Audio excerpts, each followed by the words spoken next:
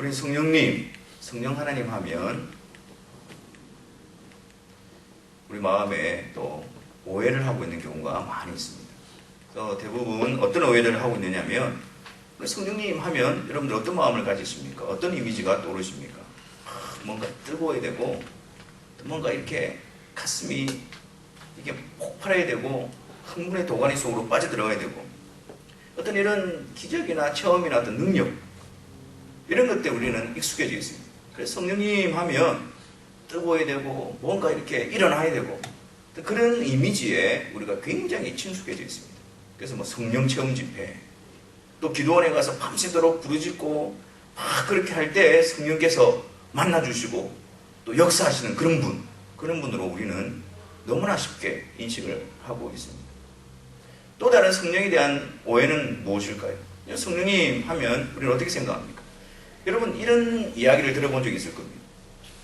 성부 하나님은 창세로부터 시작해서 구약시대 하나님이고, 그리고 성자 하나님이신 예수님은 이 세상에 육신을 입고 오셔서 십자가에서 죽으시고 부활하고 성천하셔서 하늘로 올라가신 분이시고, 지금 이 시대는 성령님께서 오셔서 역사하시는 시대다. 성령님의 시대다. 그래서 성령님만을 강조하는 그런 표현들을 들어보셨을 것입니다. 그래서 성부 하나님은 구약의 하나님, 성자 하나님은 2000년 전의 하나님, 그리고 지금은 성령님께서 역사하시는 시대. 그래서 우리는 성령님만을 의지하고 성령님을 구하고 성령님을 강구해야 된다. 그렇게 하는 이야기들을 많이 들어보셨을 것입니다. 성부, 성자, 성령 하나님은 한 분이신데 너무 성령님만 강조하다 보니까 성부, 성자 하나님과 무관하게 성령 하나님만을 강조하고 말하게 되어지는 그런 오해들을 우리는 할 수 있게 되어지는 것입니다. 성부, 성자, 성령 하나님이 각 위격으로서 역할과 어떤 기능과 어떤 경륜적인 차원에서 독립되어져 사역하시는 분이시지만, 본질적으로 처음부터 영혼까지 분리될 수 없는 분이신데도 불구하고 우리는 너무 성령님만을 강조하고 성령 시대다, 성령만 이야기하다 보니까 이 분리될 수 없는 그 삼위 하나님을 분리시켜버리는, 성부 성자 하나님과 연관이 없는 무관하게 단지 또 다른 하나의 하나님으로서 우리가 인식하는 그런 오해를 가지게 되어지는 것입니다.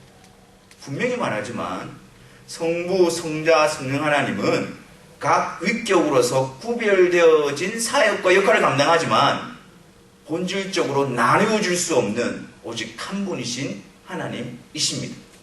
다시 말씀드려서 성부 하나님의 뜻이 성자 하나님의 뜻과 다를 수가 없고 성령 하나님의 뜻과 다를 수가 없습니다.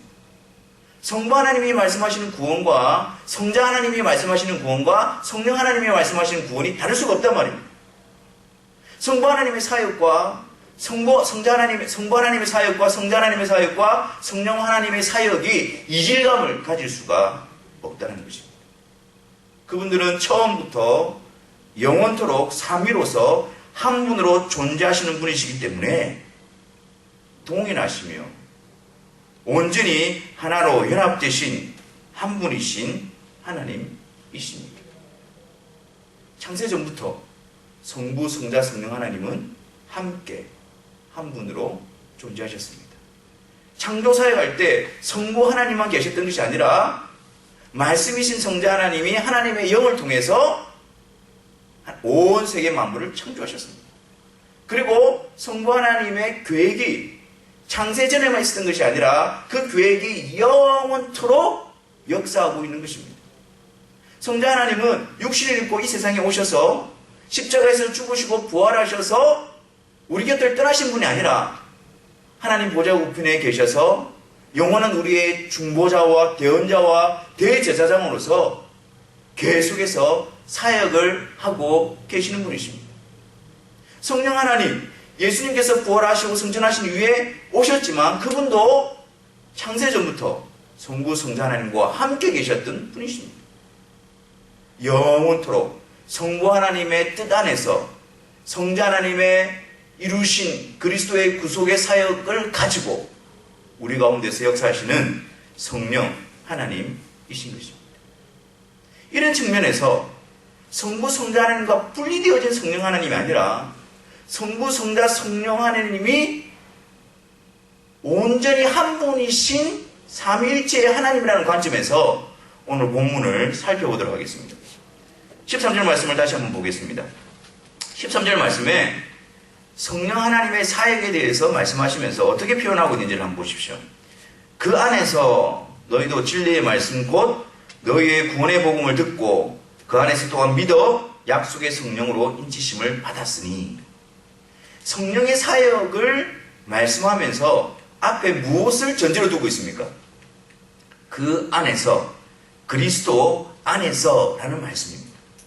우리가 앞에서 읽었던 3절 말씀에 보면 창세전에 성부 하나님께서 누구 안에서? 그리스도 안에서 우리들을 예정하셨다고 말씀하셨습니다. 이제 오늘 본문에서도 성령 하나님에 대해서 말씀할 때도 그리스도 안에서 라고 말씀하고 있는 것입니다. 그리스도 안에서, 그 안에서, 그것은 바로 삼위 하나님의 구원을 이루시기 위한 온전히 하나 되심의 표현이며, 서로 이질감과 분리되어진 모습이 아니라 그 뜻을 이루기 위해서 구별되어진 사역을 하고 있지만, 독립적인 위치를 가지고 있지만 한 분으로서 온전히 연합되어져 있는 그 삼위 하나님을 표현하는 단어가 바로 그리스도 안에서인 것입니다. 성부 하나님이 창세전에 그리스도 안에서 예정하심으로 하나님의 계획하심과 하나님의 뜻이 그리스도 안에서 이루어지고 약속되어지고 펼쳐지고 있습니다. 또 이 세상에 오신 성령 하나님은 그리스도 안에서 성부 하나님께서 계획하시고 부르신 자들을 그리스도와 연합시키는 사역들을 감당하고 있습니다. 무관하거나 뗄래야 뗄 수 없는, 분리될 수 없는 온전히 하나 되신 성부, 성자, 성령 하나님의 사역이, 그 연합됨이, 하나 되심이 그리스도 안에서라는 표현으로 나타나고 있는 것이죠. 그래서 성령의 사역을 말하면서 분명히 그리스도 안에서, 그 안에서 밝히고 있으면서 이 성령님께서 왜 오셨는지, 이 성령님께서 오셔서 행하신 일이 무엇인지, 어떻게 역사하실 것인지를 그 방향과 목적을 나타내고 있는 것입니다. 성령 하나님은 우리가 상상하는 대로 우리에게 어떤 능력을 주고 우리가 원하는 것을 베풀어주고 뭔가를 이루어주는 그런 분이 아니라 그리스도 안에서 보냄을 받았고 그리스도 안에서 하나님 뜻을 이루시기 위해서 오신 성령 하나님이십니다. 다시 말해서 성령의 역사를 이해할 때에 그리스도와 무관하게 그리스도와 분리되어져서 그리스도 없이 성령의 사역을 언급할 수 없다라는 것을 의미하는 것입니다. 여러분, 우리가 얼마나 자주 성령의 사역을 이야기하면서 성령의 능력을 언급하면서 그리스도와 무관하게 접근하는지 모릅니다. 맞습니다. 성령님 은사를 주시는 분이시죠. 맞습니다. 성령님 우리 10년 가운데 어떤 체험적인 역사와 신비로운 능력과 기적과 능력들을 행하시고 베푸시는 분이십니다. 근데 그것 자체가 성령님이 오신 목적이 아니란 말이에요. 그리스도 안에서, 그 안에서 성령의 역사라는 것은 그리스도 안에서 그리스도를 드러내고 그리스도께로 이끌어가는 역사로 나타날 수밖에 없는 것입니다. 그래서 아무리 신비한 일이 일어나고 내가 체험을 하고 경험을 하였다 치더라도 그것이 그리스도를 향하고 있지 않는다면, 그것이 그리스도께로 나아가게 하지 못하고 있다면 그것은 성령의 사역이 아니든지 성령의 사역을 왜곡시키고 있는 것입니다. 성령은 우리의 심령에 역사하시고 성령은 우리 가운데에서 역사하시는 분이 맞습니다. 우리 흔히들 그런 이야기 하지 않습니까? 오늘 내가 성령을 체험했어. 성령께서 내 마음에 임하셔서 내 마음이 뜨거워졌어. 거기서 멈춘다면 그것은 성령께서 목적하신 사역이 아닌 것입니다. 그리스도를 통해서 우리의 심령이 뜨거워지고 그리스도에 대한 확증이 생기고 그리스도를 붙들므로 우리 마음의 평안과 확신과 하나님 앞에서 담대함을 누리는 것, 그게 성령께서 역사하시는 것이고 성령께서 이끄시는, 주시는 능력이지, 그리스도와 분리되어져서 그리스도와 아무 상관없는 어떤 체험적인, 경험적인 역사들은 성령의 역사라고 할 수가 없는 것입니다. 성령의 사역은 그리스도 안에서, 그 안에서 그리스도와 절대 떠나서 이해할 수가 없으며 확신할 수가 없는 것입니다. 그러므로 우리는 성령의 사역을 생각할 때마다 항상 그리스도를 떠올려야 합니다. 성령의 충만함을 구할 때마다 항상 그 방향이 그리스도여야 합니다. 예수 그리스도를 알고 실제적으로 예수 그리스도에 대한 믿음으로 고백하고 믿음으로 사는 이 일이 성령의 역사로 이루어지기 때문에 그러한 것입니다. 그래서 우리는 그리스도를 떠나서 성령의 사역을 이야기할 수가 없는 것이죠. 그래서 성령의 사역을 말하면서 그리스도 안에서 라고 말하는 의미는 그리스도의 사역과 성령의 사역이 같이 묶여져 있다는 사실을 의미하는 것입니다. 성령께서 언제 오셨습니까? 하나님께서 성령님을 언제 보내주셨습니까? 예수님께서 이 세상에 오셔서 하나님의 뜻대로 구속의 사역을 십자가와 부활을 통해서 다 이루시고 난 다음에 그것을 완성하시고 하늘로 승천하신 후에 성령님께서 오셨습니다. 그 의미가 무엇일까요? 그리스도께서 이루신 그 사역을 하나님이 부르신 자들에게 적용시키는 그 일을 위해서 성령님이 보내심을 받은 것입니다. 그리스도의 그 이루신 의를 하나님이 부르시는 자들에게 적용시키고 전가시키고 거듭나게 하시는 그 일을 위해서 성령님이 오신 것입니다. 그렇기 때문에 이 성령님의 사역은 그리스도를 떠나서는 설명할 수가 없는 것이죠. 복음서와 사도행전이 다르지 않습니다. 복음서, 예수 그리스도가 누구이시고 예수 그리스도가 오셔서 행하신 일이 무엇인가를 증거합니다. 그리고 성령님이 오셔서 그 예수 그리스도가 이루신 일이 하나님이 부르신 자들에게 어떻게 전달되어집니까? 어떻게 역사하며 어떻게 하나님의 나라를 이루어 가신가를 보여주는 것이 사도행전입니다.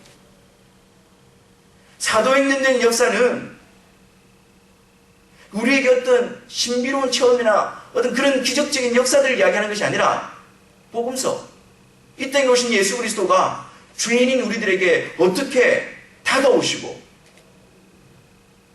우리들을 어떻게 구원하시고 하나님의 자녀로 만들어 놓으시는가 라는 것을 나타내 보여주는 역사인 것입니다. 왜 성령님이 오셔야만 할까요? 왜 예수 그리스도가 오셔서 우리를 위해서 구속의 근거가 되시고 우리 죄를 용서하시는 의의 근거가 되시기 위해서 십자가에 죽으시고 난 다음에 왜 성령께서 오셔야만 했을까요? 그것은 바로 모든 사람이 다 죄를 범하였기 때문입니다. 모든 사람이 죄를 범하여서 하나님께로 나아갈 수 없기 때문입니다. 심지어 하나님께서 택하신 자들이라 할지라도 그들 스스로는 예수 그리스도께로 나아갈 수 없는 자들입니다. 예수님께서 이 세상에 오셔서 내게로 나오라, 누구든지 내게로 오라 라고 초청을 하신다 할지라도 죄악된 인간의 상태에서는 그 누구도 스스로 그 복음의 자리로 그리스도께로 나아갈 수가 없습니다. 누구든지 내게로 나오라고 초청을 하고 있음에도 불구하고 그 누구도, 그 아무도 그 하나님의 초청 앞에 스스로 반응하여 나아갈 수 없기 때문에 그래서 성령 하나님께서 오신 것입니다. 성령 하나님께서 오셔서 그 그리스도와 연합시키는 일, 어둠이고 죽어있는, 영적으로 죽어있는, 하나님을 떠나있는 우리들, 우리 스스로 하나님 앞으로 갈 수 없는 우리들을 그 성령 하나님께서 우리를 이끌어내어 아버지의 뜻 안에서 그리스도가 이루신 그 구속의 의를 증가시킴으로 하나님 앞으로 이끌어 가시는 것입니다. 그래서 성령님께서 오신 것이고, 그렇기 때문에 그리스도의 사역과 분리될 수 없는 것이 바로 성령의 사역인 것입니다. 성령께서 오신 것, 그것은 바로 그리스도 안에서인 것입니다. 그래서 다시 한 번 더 말씀해 보십시오. 그 안에서, 그리스도 안에서 너희도 진리의 말씀 곧 너희의 구원의 복음을 듣고 그 안에서 또한 믿어 약속의 성령으로 인치심을 받았으니. 성령께서 하시는 일이 그리스도 안에서 아버지로부터 택함을 입은 자들을 불러내셔서 아버지께서 그들을 부르시기 위하여 하나님의 아들들이 되게 하시기 위하여 계획하신 일, 그 아들을 통해서 이루신 일, 그 비밀한 복음의 소식, 진리의 말씀을 듣게 하시고 또한 믿게 하심으로 그 일이 실제적으로 우리에게 이루어질 수 있도록 역사하시는 분이 바로 성령 하나님이신 것입니다. 성령께서 이 세상에 오신 목적은 너무나도 분명합니다. 성령께서 이 세상에 오신 이유는 너무나도 분명합니다. 그리스도 안에서, 그리스도를 통해서 아버지께서 부르신 자들에게 그 구원을 베푸시고, 그리고 주님이 다시 오시는 그날까지 그들을 붙드시고 지키시는 그 일을 위해서 성령 하나님은 오시는 것입니다. 근데 우리는 얼마나 많이 성령 하나님에 대해서 오해하며 성령 하나님에 대해서 잘못된 접근으로 우리가 나아가고 있는지 우리 자신들을 점검해야 될 필요가 있는 것이죠. 그렇다면 예수님께서는 성령 하나님에 대해서 어떻게 말씀하고 계시는 것일까요? 요한복음 14장 16절 말씀을 한번 보십시오. 요한복음 14장 16절, 예수님께서 십자가에 달리시기 전에 마지막으로 제자들에게 말씀하신 내용을 기록하고 있는 것이 요한복음 14장 이하에 있는 말씀입니다. 그러면서 예수님은 보혜사 성령님에 대해서 언급하기 시작하십니다. 내가 갈 거지만 내가 아버지께 구하여 너희들에게 보혜사 성령을 보내어 줄 것이다 라고 말씀하시면서 그 보혜사 성령님에 대해서 예수님께서 어떻게 말씀하고 계십니까? 16절 말씀에 내가 아버지께 구하겠으니 그가 또 다른 보혜사를 너희에게 주사 영원토록 너희와 함께 있게 하리니. 17절, 그는 무엇이라고 표현합니까? 진리의 영이다 라고 표현합니다. 예수님께서 아버지께 구하여 너희들에게 보내주신, 내가 구속의 사역을 다 이루고 난 다음에 너희들에게 보내주실 그 성령님은 바로 진리의 영이시다 라고 말하는 거예요. 왜 예수님께서 성령님을 표현할 때에 진리의 영이다라고 표현하셨을까요? 요한복음 14장 6절에 예수님은 앞서서 내가 곧 길이요 진리요 생명이라고 선포하셨습니다. 예수님이 진리란 말이에요. 근데 예수님께서 성령님을 향해서 진리의 영이라고 말씀하시면서 그 성령님은 바로 예수 그리스도의 영으로서 오시는 분이라는 것을 나타내고 있는 것입니다. 그래서 바울은 같은 맥락에서 로마서 8장에서 성령님을 가르쳐 그리스도의 영이다 라고 말씀하고 있습니다. 그리스도 안에서 그리스도의 영으로서 그 진리를 드러내기 위해서 오신 분이 바로 성령님이시다 라는 것을 우리에게 알려주고 계신 것입니다. 그렇기 때문에 우리는 이 성령님의 사역과 성령님을 바라볼 때에 그리스도와 무관하게 바라봐서는 안 됩니다. 항상 우리가 성령님을 이해할 때에 그리스도의 영으로서, 진리의 영으로서 그리스도를 드러내기 위해서, 그리스도를 증거하기 위해서 오신 분이 바로 성령님이시라는 사실을 우리는 항상 믿음으로 바르게 고백할 수 있어야 하는 것입니다. 14장 26절 한번 보십시오. 14장 26절에서는 예수님께서 이렇게 말씀합니다. 보혜사 곧 아버지께서 내 이름으로 보내실 성령이에요. 그 성령님이 아버지께서 보내시는데 내 이름으로 보내실, 예수님의 이름으로 보내실 거란 말이에요. 예수님을 위해서, 예수 그리스도를 목적으로 하여, 예수 그리스도의 이름으로, 권세로, 예수 그리스도의 능력으로 성령님을 보내주실 것이라고 말씀하고 있습니다. 26절 계속해서 보면 그가 오셔서 어떤 일을 하신다고요? 너희에게 모든 것을 가르치시고 내가 너희에게 말한 모든 것을 생각나게 하신다 그래요. 성령님께서 그리스도의 영으로 오셔서 우리 가운데 행하신 일이 무엇이냐? 바로 예수님께서 말씀하신 바, 예수님께서 너에게 말한 모든 것을 가르치시고 생각나게 하시는 거예요. 성령님이 오셔서 뭔가 새로운 것을 말씀한다고 이야기하지 않습니다.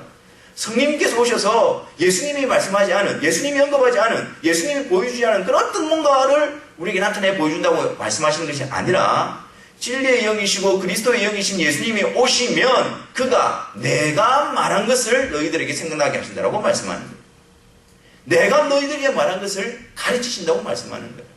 예수님의 말씀이, 예수님이 누구이시고 예수님이 행하신 일이 무엇이며 그것을 통해서 약속되어진 것이 무엇인가를 성령께서 우리 가운데에 밝히 드러내시는 일, 그를 위해서 성령이 오셨다라고 말씀하고 있는 것입니다. 15장 26절은요. 15장 26절에 보면 분명하게 예수님이 이렇게 말씀하십니다. 내가 아버지께로부터 너에게 보낼 보혜사 곧 아버지께로부터 나오시는 진리의 성령이 오실 때에 그가 나를 증언하실 것이요. 성령님이 오신 목적이 분명하게 예수님이 말씀하고 있습니다. 그게 무엇입니까? 나를 증언할 것이요. 예수 그리스도 그분을 증언하는 그 일에 성령님께서 보내심을 받고 있는 것입니다. 16장 13절 14절 한 번 더 찾아보겠습니다. 그가 내 영광을 나타내리니 내 것을 가지고 너희에게 알리시겠다라고 말씀합니다. 그리고 11절에 보면 13절에 보면 진리의 성령이 오시면 그가 너희를 모든 진리 가운데로 인도하실 것이고 그가 스스로 말하지 않고 오직 듣는 것을 말하며 장래일을 너희에게 알리실 것이다. 성령께서 우리에게 들려주신 음성이 무엇입니까? 성령께서 우리에게 말씀하시는 내용이 무엇일까요? 그 모든 것들은 예수님께서 우리에게 말씀하신 것입니다. 예수님에 대한 것입니다. 예수님에 대해서 우리에게 생각나게 하시고 예수님을 통해서 우리에게 예수님이 가르쳐주신 그 말씀을 우리에게 가르쳐주시는 것, 그것이 바로 성령의 사역인 것입니다.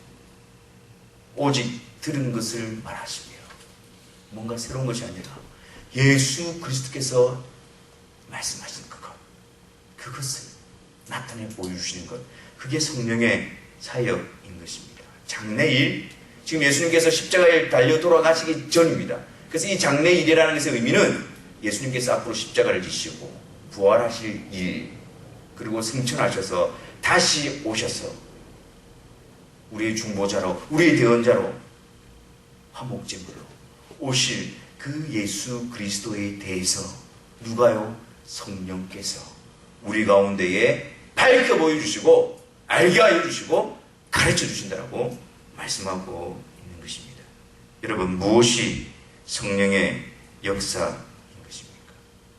그가 나를 영화롭게 하리니, 성령 하나님은 오셔서 성령님의 영광을 위해서 역사하시는 분이 아니라 그가 나를 영화롭게 하리니 그리스도의 영광을 드러내는 거예요. 그게 바로 성령의 역사입니다.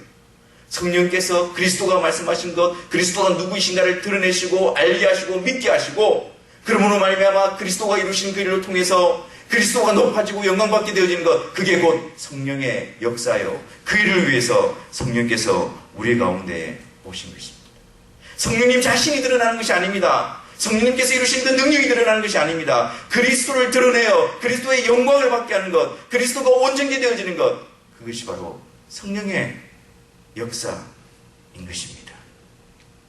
그리스도의 이름으로 와서 그리스도께 들은 것을 그리스도의 것으로, 그리스도를 통해서 그리스도를 영화롭게 하는 것, 그것이 바로 성령 하나님의 사역인 것입니다.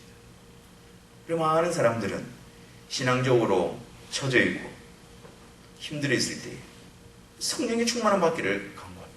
그러면서 우리가 기대하는 것은 어떤 감정적인 변화, 어떤 우리의 경험적인 변화, 어떤 체험적인 것, 이런 것들을 우리는 기대합니다.